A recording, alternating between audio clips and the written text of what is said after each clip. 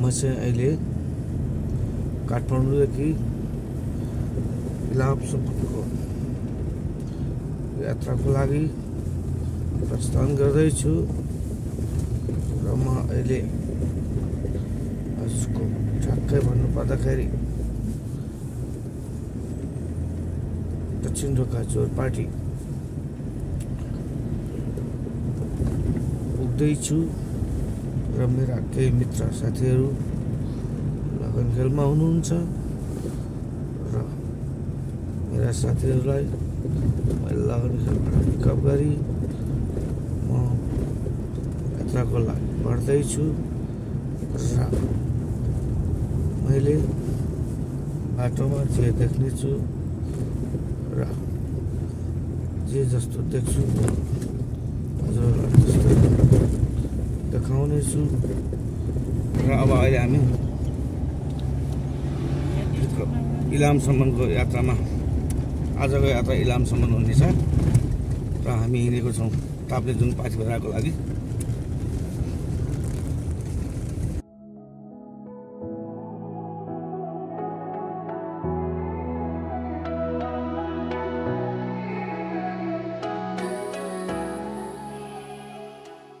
हामी धुलिखेलको पात्लेखेल खेत भन्ने ठाउँमा खाना खानको लागि रोकिराखेका छौँ र धुलिखेलको पात्ले खेत हाम्रा गाइजहरू यता अलि राख्नु भएको छ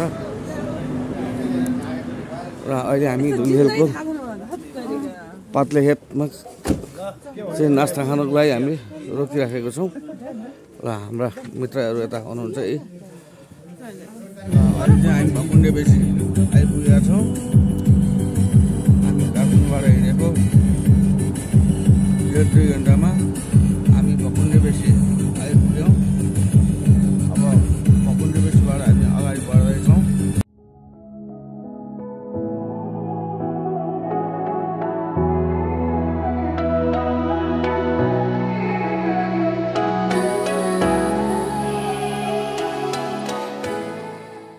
सिन्धुली बदिवासको बाटोको अवस्था यस्तो छ।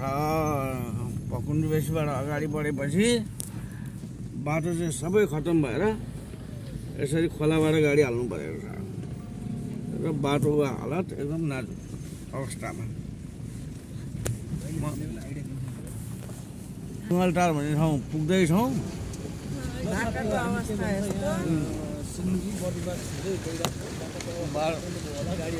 गाडीहरू यसरी जाममा परिरहेका छ।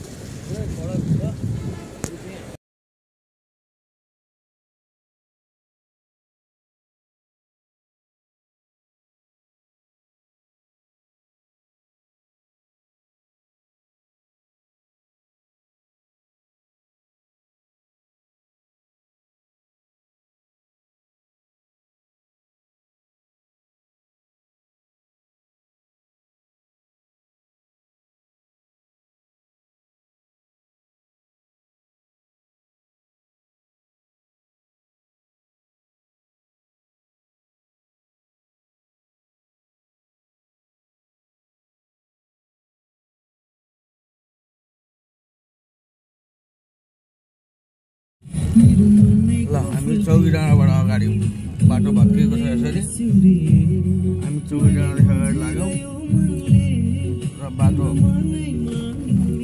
यसरी भत्किएको अवस्था।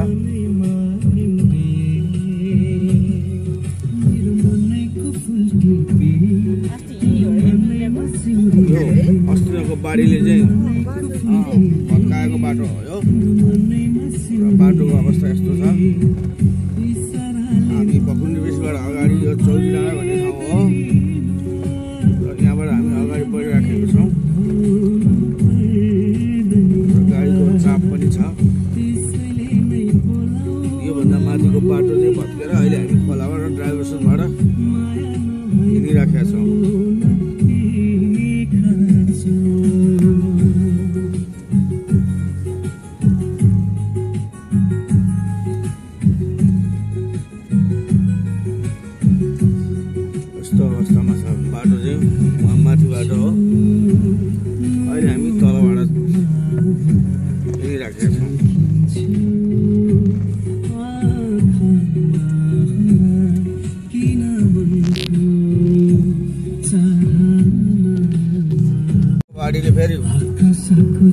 यस्तो बनाएको छ।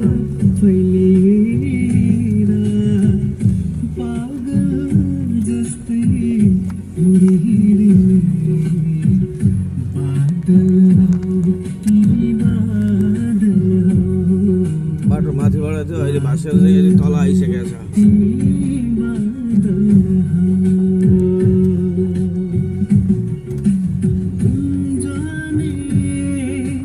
बाटोको अवस्था यस्तो छ, सिन्धुली बर्दिवास जोडिने बाटो र अहिले हामी हिँडिरहेका छौँ सिन्धुली बर्दिवास जाने बाटो।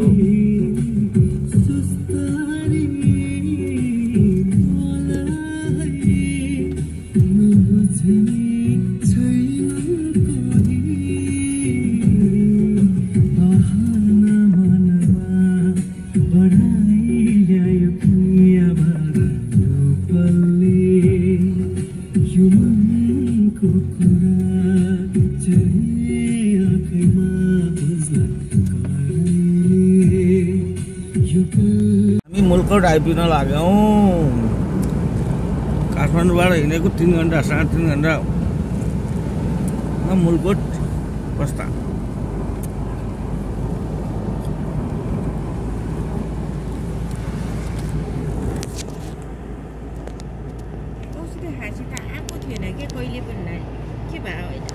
अब हामी मुलकोट पुग्न लाग्यौँ।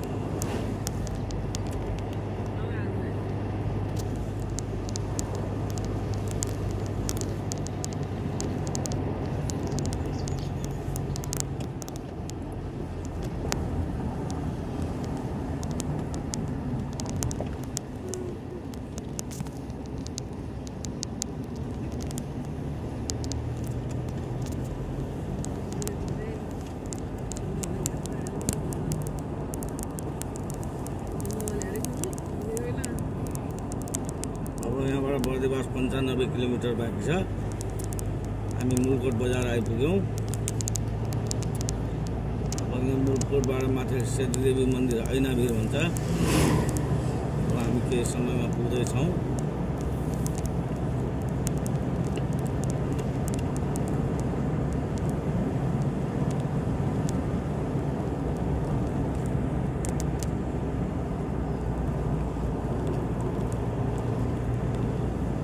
यो चाहिँ हो मुलकोट बजार। अबको केही मिनटमा हामी माथि सेतीदेवी मन्दिर ऐनाभिर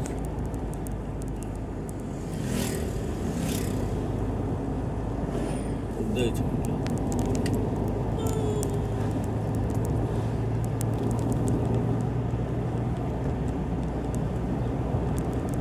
यो क्वालिटी रिसोर्ट मुलकोटको।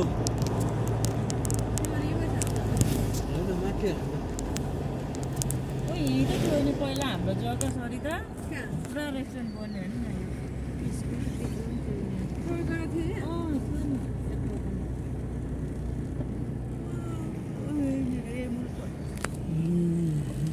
के एउटा के भन्छ यहाँ झाँगा झरी कि के पनि भन्छ होइन। तल हो यहीँनिर हो ठ्याक्कै अब हामी मुलकोटबाट उकालो लाग्यौँ।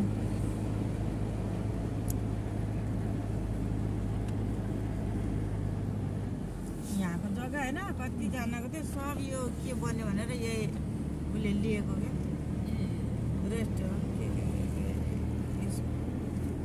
त्यत्रो बाटोको के भन्छ कटेर मुलकोट आइपुग्यौँ। अब मुलकोटको सर अब माथि चाहिँ सेतीदेवीको मन्दिर हुनुहुन्छ र यसलाई ऐनाभिर पनि भन्छन्।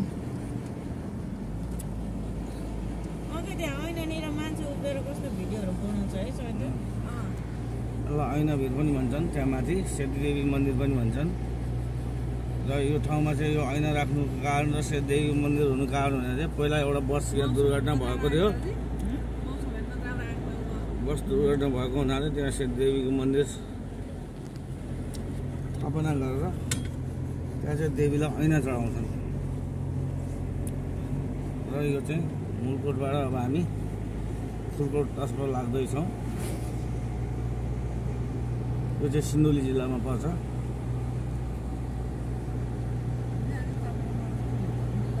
अब यहाँबाट बर्दिवास भनेको हाम्रो 95 किलोमिटर बाँकी छ।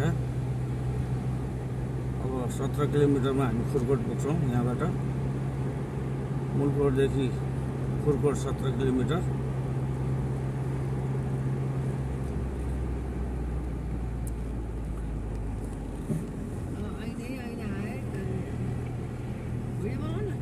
बनाइरहेको छु।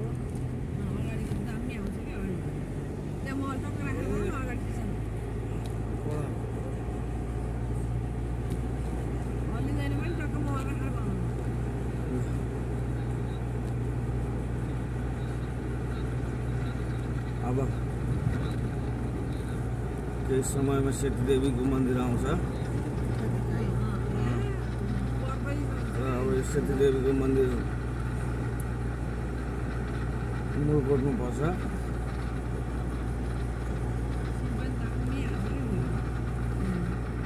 र यहाँ भित्तामा चाहिँ ऐना देवीलाई चढाएको छ।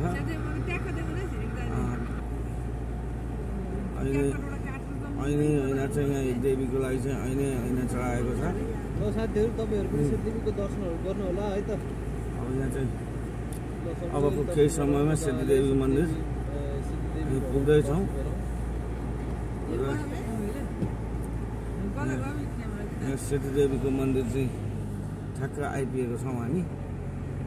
यो चाहिँ सेतीदेवीको मन्दिर हो।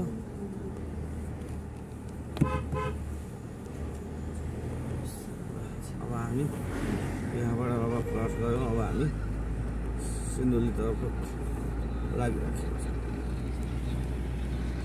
सिन्धुलीको यो सेल्फी डाँडा, रातमारी डाँडा नि भन्छ। रातमारी डाँडामा चाहिँ केही बेर विश्राम गरिराखेको छ।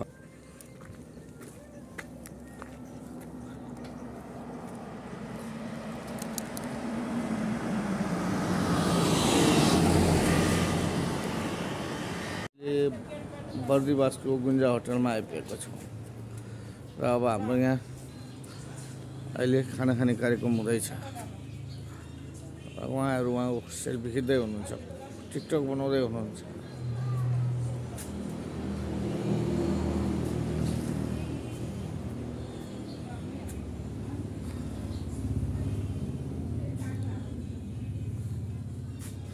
गुन्जा होटलमा होइन थकाली सेट खाना सहित अब हामी खाना खाएर यहाँबाट चाहिँ कन्यामको आजको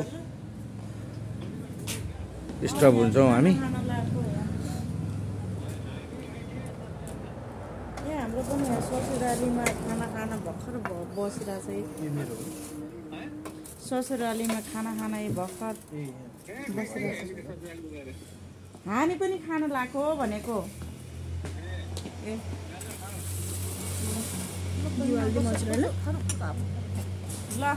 ल घिउ सहित है खाना, थकाली खाना सेट।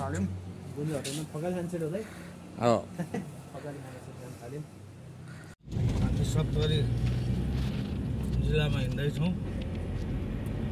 अबको केही बेरमा हामी कोसीबारी पुग्नेछौँ। बाटो कुनै ठाउँमा अब त्यस्तै कच्ची, कुनै ठाउँमा बाटो एकदम पिच राम्रो छ। अब आजको हाम्रो यात्रा भनेको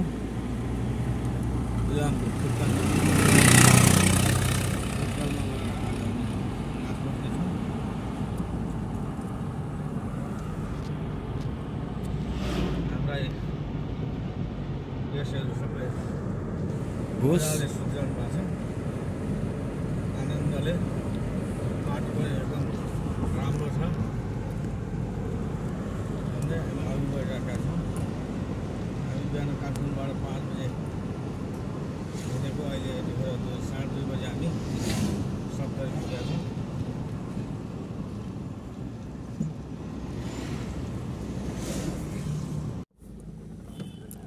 ल अहिले हामी चाहिँ कोसीबारी पुग्यौँ होइन त। कोसीबारी पुग्यौँ। यो चाहिँ कोसीबारीको पुल हो। यो चाहिँ ठ्याक्कै 1 किलोमिटरको लम्बाइ छ। यो 1 किलोमिटरको लम्बाइ छ। यो चाहिँ ब्यागको ढोकाहरू हो। र अहिले हामी चाहिँ अब पूर्व जाने क्रममा ठ्याक्कै सप्तकोशीको ब्रिजमा यो सप्तकोशी नदी हो। र यसले चाहिँ अब यो चाहिँ इन्डियाले बाँधेको बाँध हो। यसको साँचो चाहिँ इन्डियासँग छ र अहिले हामी ठ्याक्कै कोचबिहारको पुलमा रनिङ गर्दैछौँ। यो चाहिँ सप्तकोशीको पुल हो। यो चाहिँ सप्तकोशी नदी ठ्याक्कै 1 किलोमिटरको लम्बाइ।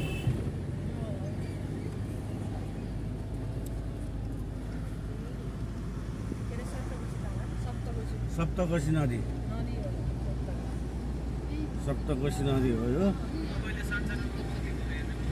र अहिले हामी चाहिँ सप्तकोशीको पुलमा रन गर्दैछौँ।